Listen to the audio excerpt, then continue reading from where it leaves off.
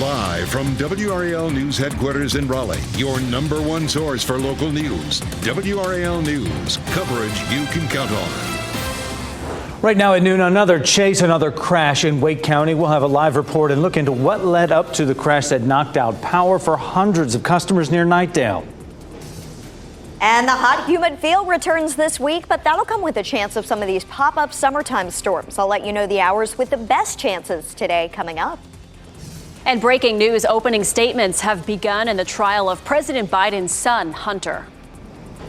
A good noontime hour to you on your Tuesday. I'm Jeff Hogan. Great to have you with us. And I'm Michelle McConaughey in for Nate Chu. Thanks for joining us. Another round of isolated showers and storms likely this afternoon. Has those summer feels, doesn't it? Meteorologist Kat Campbell's in the WRAL Severe Weather Center with a look at who could see a messy evening commute, Kat. Well, after all, it is June. There's about a 40% chance of storms, and the 5 hours with the best chance for rain today will be between 4 p.m. and 9 p.m. Here are the threats. We're not looking at a great threat for severe weather or anything like that, but any storms that develop could have lightning. So if you hear thunder, you need to head inside. That means you're close enough to get struck by lightning. And these storms are going to be slow movers, and with them moving so slowly, so much moisture for them to tap into, there could be localized flooding, though that threat is going to be pretty isolated, so not widespread. The dual Doppler 5000 radar, pretty quiet right now. A few pop-up showers toward the Virginia border. Nothing significant worth zooming in on, but it's hot and humid. Temperatures have reached 90 now in the Triangle and Rocky Mount, and with the heat index at 90 right now, that hot, humid air could spark some of these scattered showers and storms. Even though we don't have a front or any real trigger in place, the hot air is enough to do it. By 4 or 5 o'clock, we begin to see a few showers and storms popping up across the area. The best chance is really coming during the evening commute through the dinner hour tonight, and then we should start to see this activity fade later on. I'll have a closer look at when we'll see the end of these daily storm chances coming up. All right, thanks, Kat. For the second time in 2 days in Wake County, cleanup efforts underway after a police chase ends in a crash. This time it involved a drunk driver near Knightdale. Yeah, that is right where we find WRAL's Sean Gallagher. And Sean, this crash had quite an impact on people all around that area. Yeah, that's right, Jeff. It knocked out power for some 2,000 people at its peak. But right now you can see here behind me, crews are putting the final touches on fixing the power here. So the people in this area should have their power back shortly. Now, this is at least the 4th chase we've covered in the last 5 days, but that doesn't even begin to scratch the surface. Highway Patrol alone was averaging nearly 3 chases a day in 2022, a year where 24 people died as a result of these pursuits in our state. Highway Patrol says this crash started with a drunk driver who topped out near 100 miles per hour before crashing into this utility pole near Knightdale. It's the second chase in as many days to hit triple-digit speeds. Yesterday, Wake County Sheriff's deputies went after an 18-year-old driver near Rollsville before he died in that crash. It's a situation that can unfold in split seconds. And Wake County Sheriff Lieutenant Mike Fleer tells me deputies are calculating things the entire time to weigh the risk versus apprehension. It's constantly running through your head. From the time you flip on the blue lights and try to get a vehicle to stop till the chase is concluded, you're constantly reevaluating and trying to figure out if you need to go on or if you need to stop.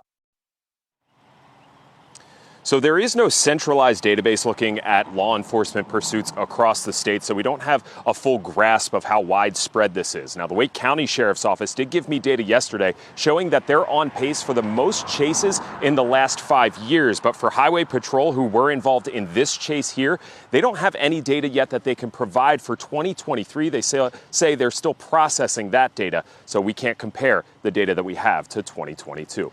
Sean Gallagher, WRAL News, Knightdale. And Sean just mentioned that this was at least the 4th law enforcement chase so far in the month of June. And to look at that bigger picture, WRAL has covered more than 40 of those chases so far in 2024. And it just begs the question, what value does law enforcement see in chasing a suspect? We are talking with the experts today, and we will share their answers on WRAL News starting at 4. Jeff, I do want to bring our viewers into the WRAL Live Center to show a live feed right now outside the courthouse in Delaware, where President Joe Biden's son, Hunter Biden, is in court today. Just a couple of live updates that I'm seeing online from some headlines. Hunter Biden's attorney says it was common practice for him to pay cash around the time of his gun purchase. His attorney also suggested to the jury that Hunter Biden didn't have interest in buying a gun. In fact, even said The salesperson, quote, led Hunter to the guns while he was browsing other items and selected a handgun for him. Now, legal experts have been talking about this, including saying that Hunter Biden, the form that he filled out to obtain a gun, will be a key element of this trial. And for those of you who are still catching up to this particular story, Hunter Biden is accused of illegally buying and possessing a gun while abusing or addicted to drugs, which is a federal law violation. Chris, thanks for that. A downed tree has been blocking Wake Forest Highway. A lot of folks know this is Highway 98 east of Durham. The DOT said that tree fell just after 6 a.m., blocking all lanes, both directions, right near Valleydale Drive. As a result, NC 98 there was closed between South Mineral Springs Road and Nicholas Farm Road, right near the Crossings Golf Club, if you know that landmark. The road could be closed for several more hours, so crews can remove that tree and get those power lines fixed. A man is dead after an early morning shooting in Hope Mills. WRAL's Kelsey Coffey explains what investigators are trying to learn. That shooting happened at a car wash on Deaver Circle, but right now deputies are here inside the sheriff's office working to find out what happened there. Take a look at this. The WRAL breaking news tracker was there as deputies investigated. Police received a shots fired call about this around 1:30 this morning. When they arrived at the car wash, they found a man shot to death.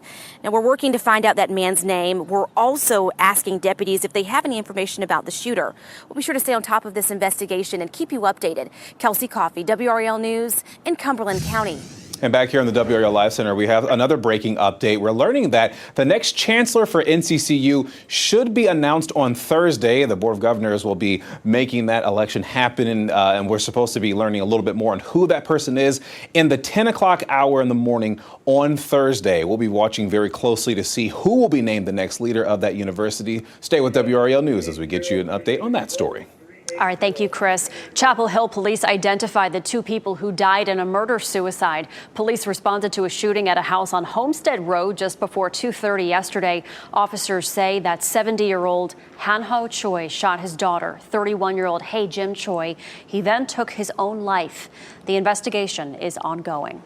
And NC State has released its second round of testing results of Poe Hall, the building that was shut down months ago after toxic chemicals were found inside. WRAL's 5 on Your Side is currently investigating and reviewing the 800-plus pages of testing results. These results could play a significant role in understanding the toxic chemicals people were exposed to. Hundreds of people have told WRAL News they developed cancer after working and studying in that campus building.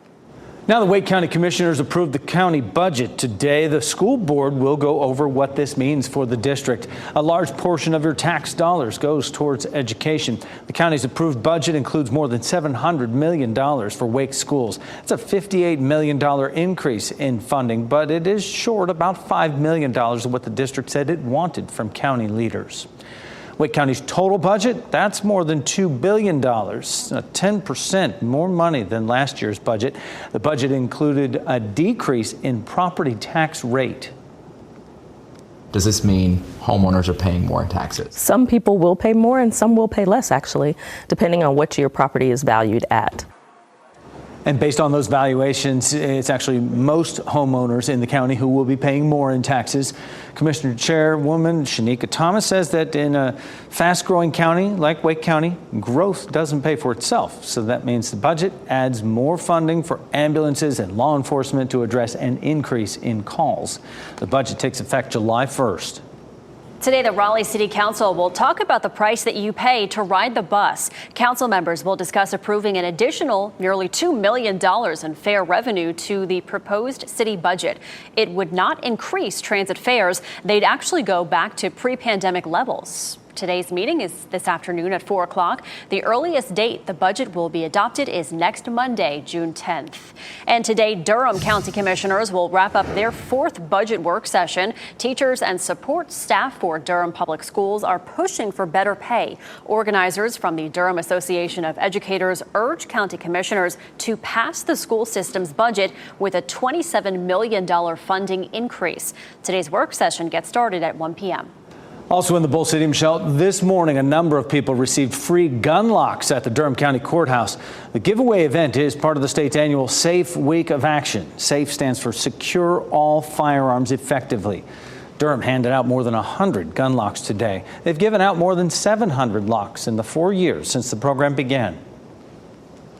I have now in this job spent way too much time with mothers and fathers who've had to bury their children as a result of gun violence. And we want less of that, honestly. There is another gun lock giveaway happening Friday in Fayetteville. Tonight in Raleigh, you can watch a screening of the WRAL documentary Unsafe North Carolina Kids Dying from Gun Violence. That's at 6 p.m. at the Transfer Company Food Hall. The screening will be followed by a panel discussion featuring WRAL documentary reporter Kristen Severance and several local leaders. And we take a look at stocks this noon. The Dow Jones Industrial Average has an up and down day so far. Started in the red and it has made its way into positive territory and now back down. It's down 80 points right now this noon as we continue the work week on Wall Street. A new report shows the U.S. has the highest maternal death rates among high-income nations. Coming up, why more mothers are dying here during pregnancy, during birth, and postpartum.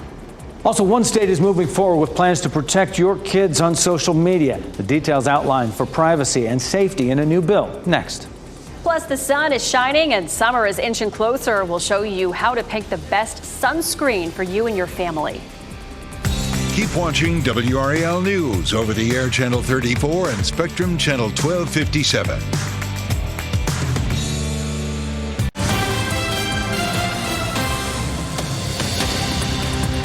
Another stop here for you in the WRAL Live Center. I want you to point your attention to the screen here. You see this red Jeep looking vehicle in the picture here? Durham police are seeking the public's assistance for an indecent exposure case. And this Jeep is believed to be involved with this. The suspect, we're being told, had this case that happened roughly around May 6th, almost a month ago. So it's unclear why only now we're hearing about this. But this happened in the parking lot of a business on South Roxborough Street early in the morning.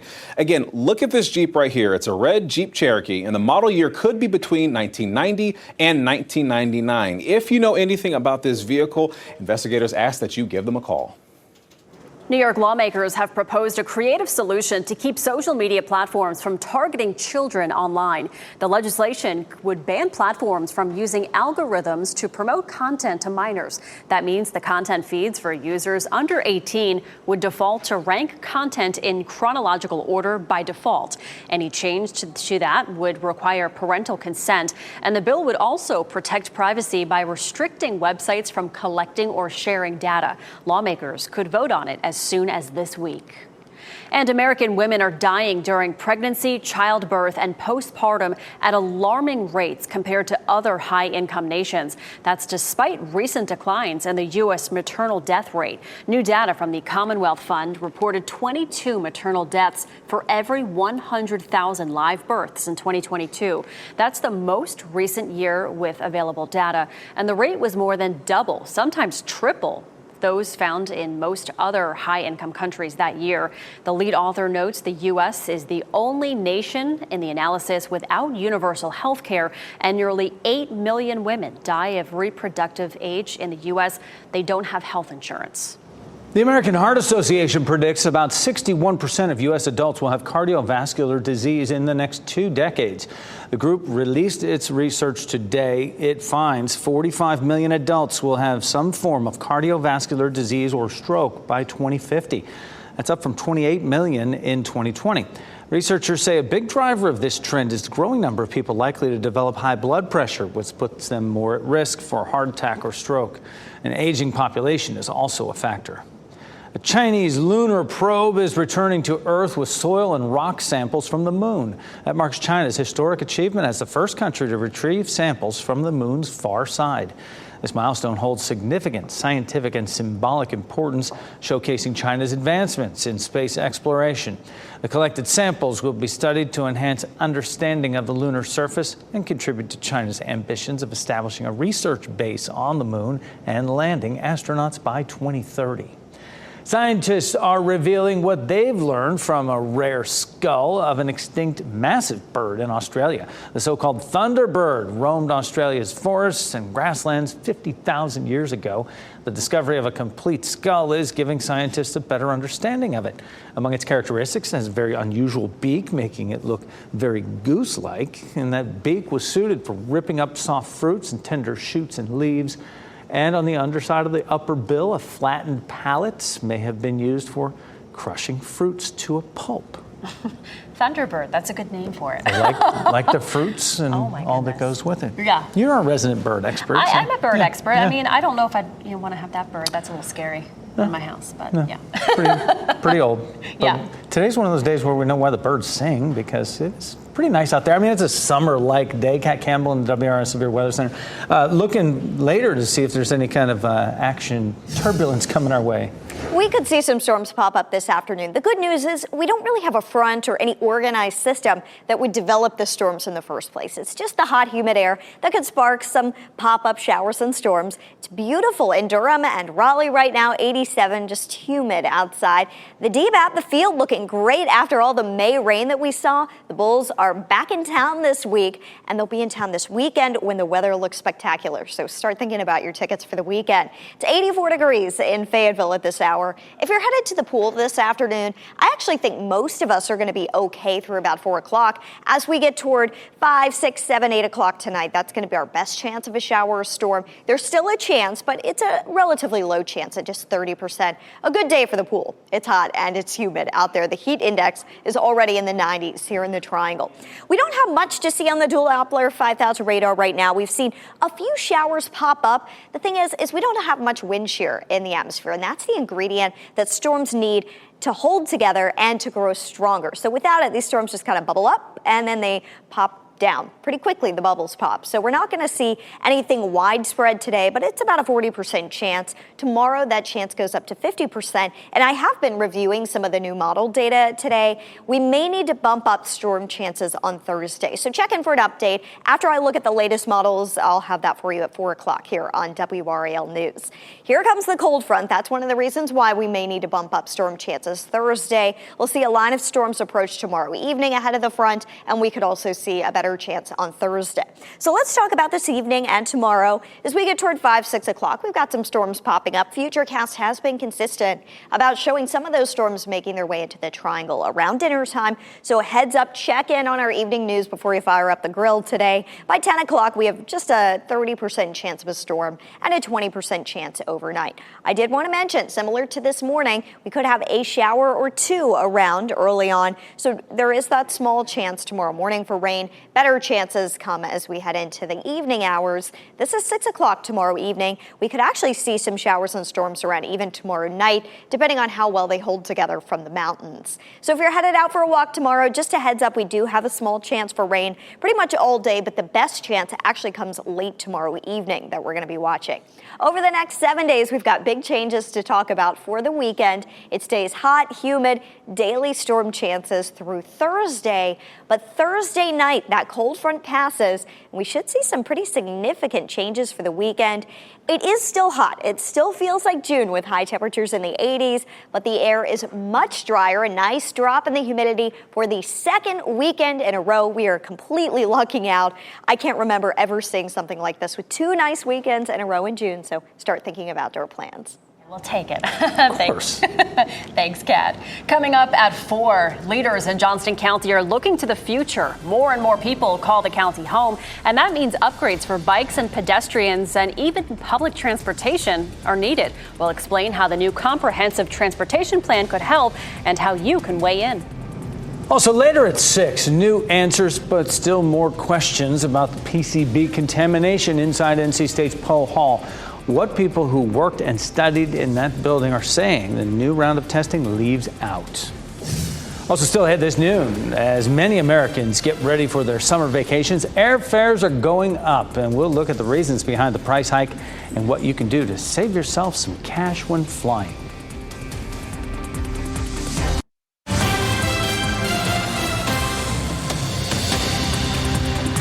Live Center, we're learning in the last 20 minutes that the French Open organizers have said that Novak Djokovic, who had a #1 ranking, had to withdraw from the French Open.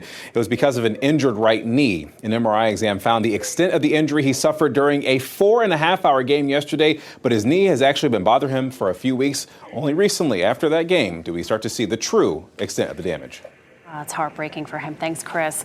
Paramount and Hollywood studio Skydance have agreed to terms of a merger. A deal could be announced in the coming days. The deal is valued at $8 billion. The traditional television industry is under increasing pressure. Paramount has struggled to make the transition to the streaming business. It's been losing hundreds of millions of dollars annually. Warnings over higher airline costs have people who fly asking what's happening to the friendly skies. Jackie Ibanez takes a look at what's behind the surge. I'm excited about, kicking off the summer. But according to airline industry experts, that excitement could burst as many travelers gear up for summer vacations. The International Air Transport Association is warning the cost to fly is expected to continue rising. You never get them in low prices or discount prices. At the trade association's annual meeting Monday in Dubai, officials highlighted factors behind the surge, including stubborn global inflation that's been high since the COVID-19 pandemic. Jet fuel prices, which account for about a third of all airline expenses, also remain steep. Officials say there's also not enough new aircraft being built. The lack of supplies is forcing many airlines to use older planes that burn more fuel. It's also preventing airlines from expanding routes to lower prices. Willie Walsh, Director General of the IATA, says in part, quote, "The airlines will continue to do everything they can to keep costs in control. But I think it's unrealistic to expect that airlines can continue to absorb all of the costs." This comes as air travel numbers have rebounded since 2020. It is wonderful to see the terminals full again. Still, higher prices are forcing some travelers to make compromises. It has gone up a lot. This was not our original destination, but we chose here because it was cheaper. Sometimes that's what you have to do. That was Jackie Ibanez reporting. Officials estimate there will be nearly 5 billion global air travelers this year. Wow, I don't doubt it. Well, a big grand opening this morning in Durham. Just ahead, we'll explain what the company Kempower is all about and why their new North American headquarters is significant for the Triangle. And also ahead is summer travel season. We'll explain how you can save big bucks on your next vacation. And here are your winning NC Education Lottery numbers on your screen right now. We'll be right back.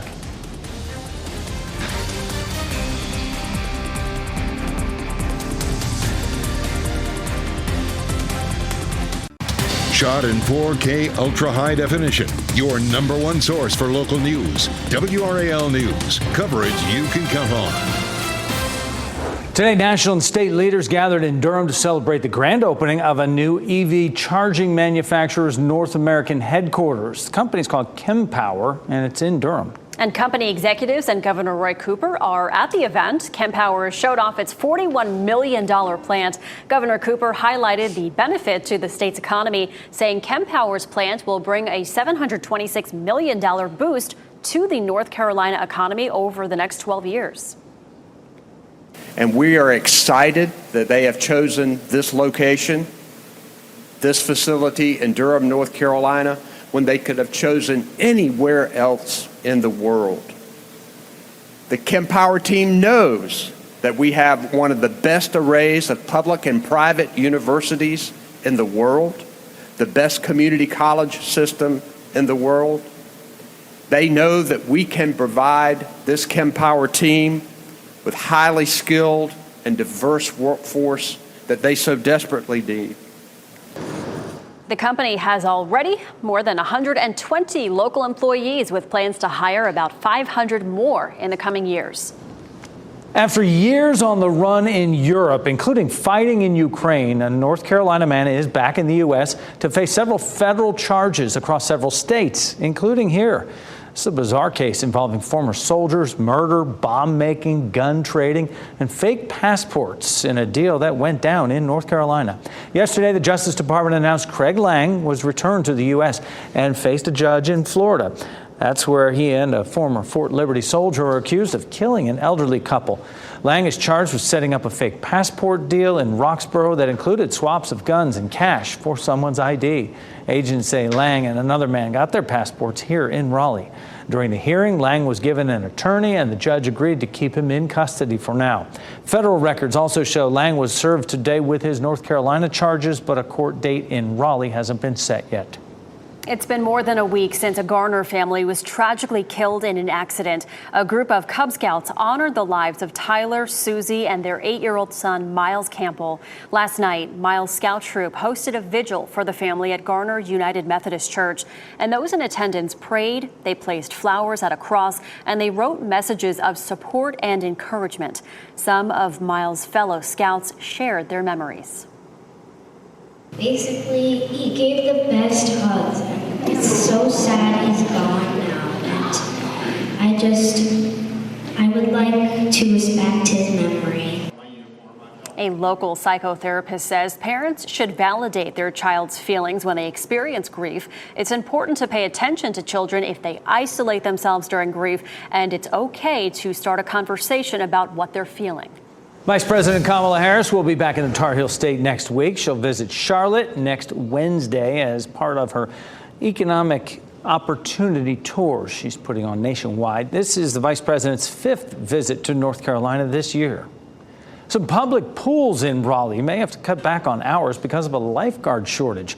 According to the city's website, the Millbrook Exchange Pool, the Optimist Aquatic Center, and the Poland Aquatic Center are all listed as code yellow. That means the hours may vary because of staffing. It's best to call before you go. Raleigh is looking to hire another 40 lifeguards. Anyone 15 years and older can apply, and you don't have to be certified. You get free training if you're hired.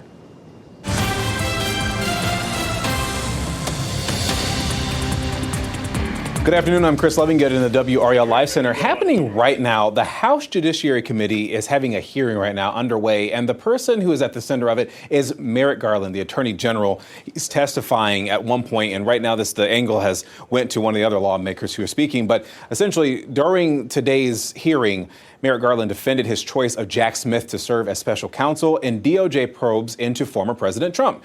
Garland said in part, quote, he appointed somebody who is not a political appointee, somebody who is independent and nonpartisan. And this is all over the DOJ refusing to release audio files of President Biden's interview with special counsel Robert Hur to House Republicans. And Republicans want that to further their impeachment inquiry into the president.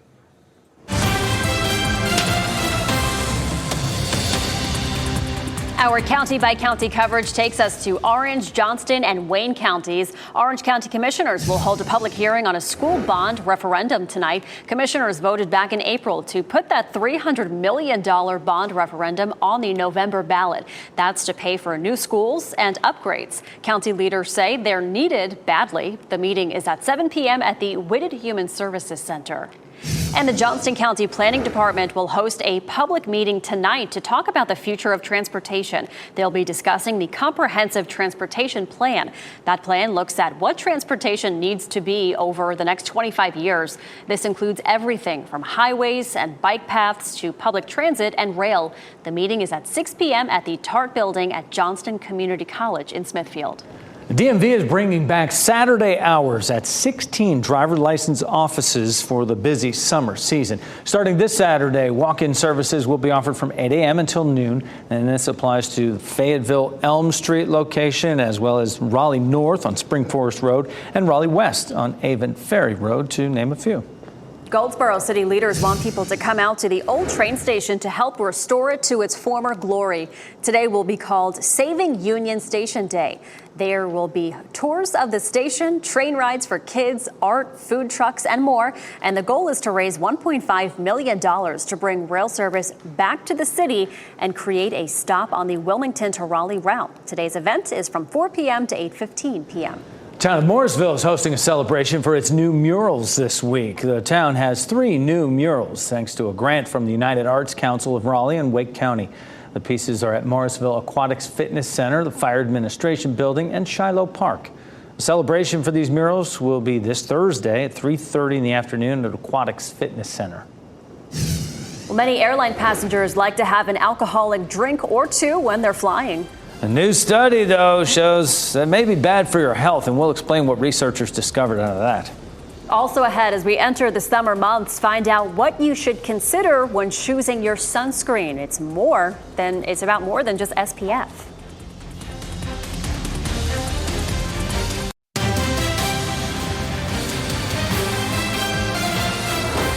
A new study suggests falling asleep after drinking on your flight might not be a good idea. Researchers recruited 48 people aged 18 to 40 and split them into two groups. One group slept in a lab at sea-level air pressure, while the other group slept in a chamber simulating plane cabin pressure at cruising altitude. Some participants slept without drinking alcohol. Others slept after drinking 2 glasses of wine or 2 cans of beer. And researchers found that those who drank before sleeping in the cruising altitude air pressure experienced an 85% drop in blood oxygen saturation. Their heart rate rose to compensate. Researchers advise avoiding alcohol on planes or limiting yourself to no more than 1 drink. Now, we know sunscreen should be part of our daily skincare routines. The experts tell us that. But with so many options, what do you need to look for when you're browsing that sunscreen aisle? Along with checking for the SPF rating, dermatologist Shilpi Katerpal says it's important to find one that's water resistant if you plan on going to the pool. She says chemical sunscreens typically offer better water resistance than mineral sunscreens. Chemical sunscreens are also easier to apply and transparent on the skin, while mineral sunscreens can be good for those with sensitive or acne-prone skin. Both offer adequate protection from the sun. The most important thing is simply using the sunscreen and putting on enough of it. One adult application is 1 ounce, or the amount of a shot glass. So if you are going to be at the beach or the pool all day and you're, in a bathing suit, that 1 ounce should be applied every 2 hours. Otherwise, you are not using enough. Dr. Katerpal says the brand or form of sunscreen doesn't really matter as long as you are using it properly and reapply. Yeah, it's important. All right, well, the summer vacation system is here, and a lot of people are making travel plans. So just ahead, we will share some easy ways to save hundreds, possibly thousands of dollars on your summer vacation. And speaking of travel, how long is your commute to work? We'll explain why that drive is getting so much longer for a lot of Americans.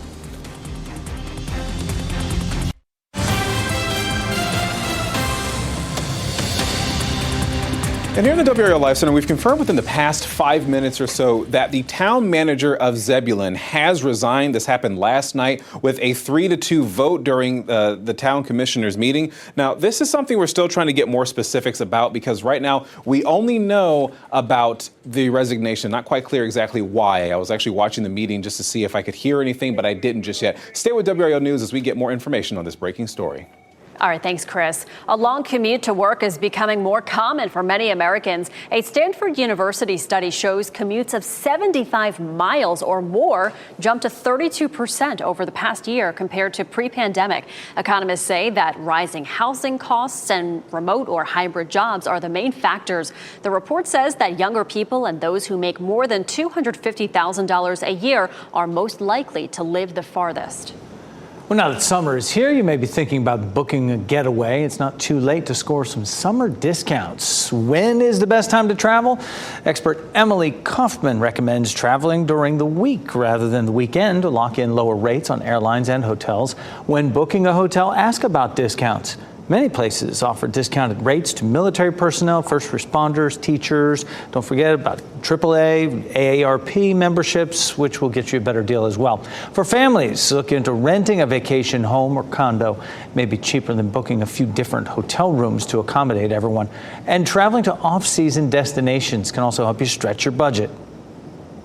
Luxury resorts in Scottsdale, Arizona and Palm Springs, California that are usually 5-star prices can come down to 3-star prices during the summer. And a lot of cities offer special bundled rates for sightseeing. So if you're visiting New York City, you can look into buying a Go City Pass. If you're a member of Costco or Sam's Club, you may be able to book your trip through them and save as well. Finally, book your trip on a cashback rewards credit card to earn the points, but pay off your credit card on time. of course. So I just became a Costco member on Sunday. First time. I don't know how I waited so long because it is so dangerous in Costco. You can spend all of your money. Join the club of getting a whole bunch of stuff you don't need. Yeah, and Chris Lovingood says that actually the travel through Costco, he's done it with his wife. He says it's incredible. Okay. Kat agrees. Kat, you agree? I've done it. I'm The a big Costco travel, you've done that? I've done it before, and I have had some really cool vacations through Costco. Because they buy it in bulk. They buy it in bulk. Like we buy all their stuff in bulk, so they buy those trips so you can sell them cheaper, right? Absolutely, whatever it takes. Well, get some ice cream in bulk next time you are at Costco or Sam's Club. You're going to need it. After all, it's June. It's feeling like summer outside. 84 in Fayetteville with a heat index of 88 right now. 87 in the Triangle. The heat index is 90. And Rocky Mount, it is humid. 83 with a heat index of 90 at this hour. It's hot. It's humid. It's June. Not unusual for this time of year. We actually are going to see the heat back off a little bit for the weekend, though. 84 is our normal high this time of year. We hit 90 on Thursday. And then as we get into the weekend, Friday, it's 86. Saturday, 82. It's about as good as you're going to get during the month of June. But we're back in the upper 80s by the end of the weekend. The bigger difference is the humidity. So let's talk about it. High pressure is just to our east, and this is what's controlling our local weather right now. We've got a wind out of the southwest that's drawing in all this Gulf Coast moisture and the heat for us. But we've got this cold front on the map, and this is going to be our next weather maker that arrives Wednesday into Thursday. So let's talk about the dew points. This is a way to measure humidity. Where you see all the green, that's a ton of moisture moving into the area from the Gulf. And where you've got the gray, that's more comfortable, dry air. Look at that sharp difference. It's going to be getting closer to us Thursday morning, but you're going to notice the less humid feel by the time you wake up Friday morning, and it just progressively feels better throughout the day Friday and into the day Saturday as well. We get this nice, comfortable west and northwest wind to kick off the weekend. It is going to be a gorgeous weekend. It's still hot and summer-like, but much less humid. We're back in the comfy category on the muggy meter, so enjoy it. We get 2 of these in a row. It's really hard to believe, given that it is June. Something fun to do this weekend outdoors to celebrate the nice weather. Head to a Durham Bulls game. We've got great baseball weather coming up, and the forecast for the Bulls home games Friday, Saturday, and Sunday look great. First pitch is 6:35 Friday and Saturday. Temperatures will be in the mid-70s Friday, or mid-80s Friday, I should say. Around 80 Saturday, and then Sunday, first pitch is 5:05. It'll be a little hotter. Temperatures will be in the mid-80s at that time. Over the next 7 days, we get that nice little dip in humidity and a slight dip in temperatures for the weekend. It's possible we could be in the upper 50s for lows over the weekend, so we'll watch that closely. And then next week, the heat builds back in. In the meantime, it's hot, humid. We'll have a chance for some scattered thunderstorms each day. Today, I think that chance is going to peak around dinner time tonight. Tomorrow, Thursday, a slightly better chance of storms as that cold front approaches. It'll bring us more storms, but behind it, the cold front is going to be worth it with that nice drop in humidity coming. All right, thanks, Kat. A zoo in New Orleans is now home to a baby pair of armadillos. Coming up, what makes these cute little critters so unusual? And we'll give you a hint, you might want to plug your ears. And here's a look at your winning Powerball numbers on your screen.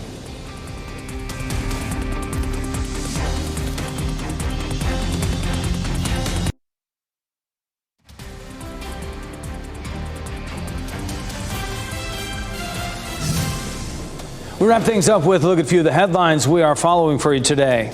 WRAL is asking law enforcement about their chase protocols after another chase in Wake County ended in a crash. This time it involved a drunk driver near Knightdale who topped 100 miles per hour before crashing into a utility pole. Power was out to hundreds of people in the area for several hours. It's the 4th chase in 5 days. It's day 1 of Hunter Biden's federal gun trial in Delaware. The prosecution opened with a fiery statement saying, "We're here because of the defendant's lies and choice. No one is above the law. It doesn't matter who you are or what your name is." Prosecution called its first witness, FBI Special Agent Erica Jensen. The historic trial marks the first time a child of a sitting president is on trial. Hunter Biden is accused of illegally purchasing a gun while abusing or being addicted to drugs. He has pleaded not guilty to 3 charges. National and state leaders gathered in Durham to celebrate the grand opening of a new EV charging manufacturer's North American headquarters. It's a megawatt charger recently launched by Kempower. It generates the power for 2 Walmart supercenters and can charge an electric truck in just 30 minutes. The goal is to support the growth of electric fleets in the state. Governor Cooper says Kempower's plans will bring $726 million boost to North Carolina's economy over the next 12 years. A New Orleans zoo welcomes some new additions. 2 twin screaming hairy armadillo pups. Yep, that's what they're doing there.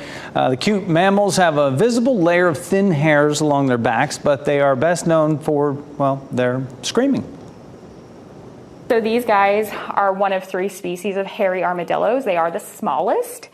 And they also roll up into a little ball. And you'll also hear that they do scream, but that's only if they're threatened. What? I'm waiting for the screaming. I know, I want to hear it. Somebody scare that guy. These are the first screaming armadillo pups born in the U.S. since 2018. Wow, they're cute, though. They're cute. All right, a heartwarming reunion in Indiana. A woman received a phone call 2 years after her last seeing her dog, saying that he was found. Take a look at the moment they were reunited.